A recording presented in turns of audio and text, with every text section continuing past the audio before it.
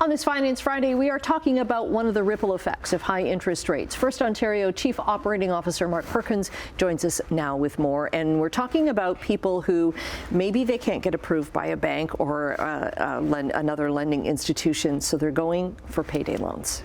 And it's a cycle that can be vicious. It's true. So, it's difficult out there right now making ends meet for whatever reason. When you face a difficult financial situation, often you turn to new avenues to get debt. So for me, those payday loan companies, they're super fast, they're super easy, they're super convenient, but you need to understand the cost, the effective interest rate of what you're borrowing at. So we've talked about interest rates a lot here over time. So we know mortgages are higher than we'd like them to be right now, but they're in that 5.5% to 8% range.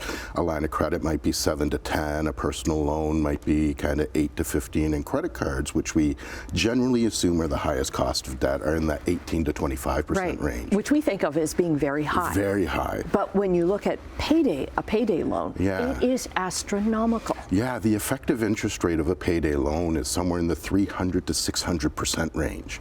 And that's because of the borrowing cycle. So we all hear the commercials, it's only $20 on 100 or what have you, but that's for a 2-week period. So you're paying back that money within 2 weeks. So the effective interest rate on $20 on 100, if you annualize that, is almost 600%. Okay. Because most people get caught in a cycle and they think, okay, yeah, I'm going to be able to pay that off right away. And then something else comes up, right? And you can't. And that's where a rollover loan comes in.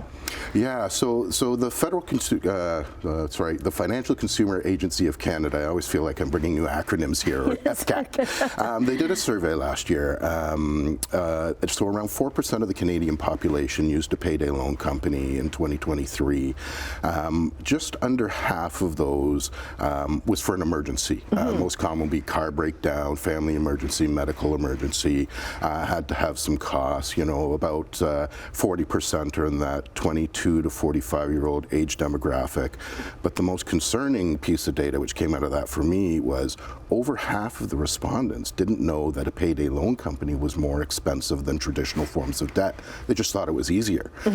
So it goes to your point about, did they think they could get approved at a bank or a credit union, or did they think of it as a lender of last resort? Right, because it can take time to get approved. Like you're not just going to be able to, in many cases, walk in and walk out 5 minutes later with a loan like that. So how do you break the cycle if you're in that?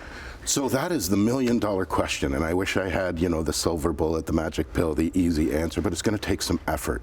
I've talked here a lot about talking to a professional, having that honest conversation with your financial health, doing kind of that spring cleaning. There can be a lot of emotions, a lot of embarrassment, There's a lot of stress. Shame and guilt. Yeah, associated with it. But no, people are not in this alone. There's companies out there, there's people to help. There's an agency out there called Credit Canada. They're a not-for-profit credit counseling agency. They have tons of resources, financial literacy, education. They have in-class, online, and they'll help you also get to the root of the problem. We talk about that emotion.